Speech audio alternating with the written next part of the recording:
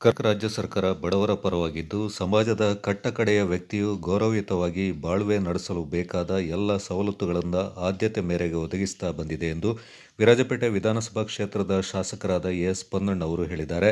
ನಗರದ ಜಿಲ್ಲಾ ಪಂಚಾಯಿತಿ ಸಭಾಂಗಣದಲ್ಲಿ ಶನಿವಾರ ನಡೆದ ವಿರಾಜಪೇಟೆ ವಿಧಾನಸಭಾ ಕ್ಷೇತ್ರ ವ್ಯಾಪ್ತಿಯ ಮಡಿಕೇರಿ ತಾಲೂಕು 18 ಗ್ರಾಮ ಪಂಚಾಯಿತಿ ವ್ಯಾಪ್ತಿಯಲ್ಲಿ ಬಸವ ಮತ್ತು ಅಂಬೇಡ್ಕರ್ ವಸತಿ ಯೋಜನೆಯಡಿಯಲ್ಲಿ ಆಯ್ಕೆಗೊಂಡಿರುವ ಅರ್ಹ ಫಲಾನುಭವಿಗಳಿಗೆ ನೂತನ ಮನೆ ನಿರ್ಮಾಣ ಕಾಮಗಾರಿ ಆದೇಶ ಪ್ರತಿ ವಿತರಣಾ ಕಾರ್ಯಕ್ರಮದಲ್ಲಿ ಸುಮಾರು 400ಕ್ಕೂ ಅಧಿಕ ಫಲಾನುಭವಿಗಳಿಗೆ ಆದೇಶ ಪತ್ರವನ್ನು ವಿತರಿಸಿ ಅವರು ಮಾತನಾಡಿದರು. ನಿವೇಶನ ಮತ್ತು ವಸತಿ ರಹಿತರಿಗೆ ವಸತಿ ನೀಡುವುದು ಸರ್ಕಾರದ ಕರ್ತವ್ಯ. ಹಲವು ವರ್ಷಗಳಿಂದ ಸರ್ಕಾರದಿಂದ ಮನೆ ನಿರ್ಮಿಸಬೇಕು. ನಿವೇಶನ ರಹಿತರು, ವಸತಿ ರಹಿತರಿಗೆ ಆದ್ಯತೆ ಮೇರೆಗೆ ಸ್ವಂತ ಸೂರು ಕಲ್ಪಿಸುವ ನಿಟ್ಟಿನಲ್ಲಿ ರಾಜ್ಯ ಸರ್ಕಾರ ಹಲವಾರು ಜನಪರ ಯೋಜನೆಗಳೊಂದಿಗೆ ವಸತಿ ನೀಡುವ ಯೋಜನೆಗೂ ಮಹತ್ವ ನೀಡಿದೆ ಎಂದು ಶಾಸಕರು ಹೇಳಿದರು.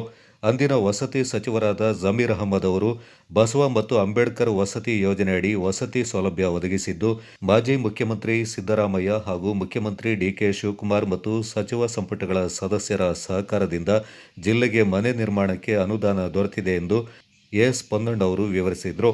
ಮಳೆಗಾಲ ಪ್ರಾರಂಭಕ್ಕೂ ಮುನ್ನ ಮನೆ ಹಸ್ತಾಂತರ ಮಾಡುವ ಯೋಜನೆ ಇದ್ದು, ತಮ್ಮ ಅನುಕೂಲಕ್ಕನುಸಾರ ಮನೆ ನಿರ್ಮಿಸಿ ಉತ್ತಮ ಜೀವನ ನಡೆಸುವಂತಾಗಲಿ ಅಂತ ಶಾಸಕರು ಶುಭ ಹಾರೈಸಿದರು.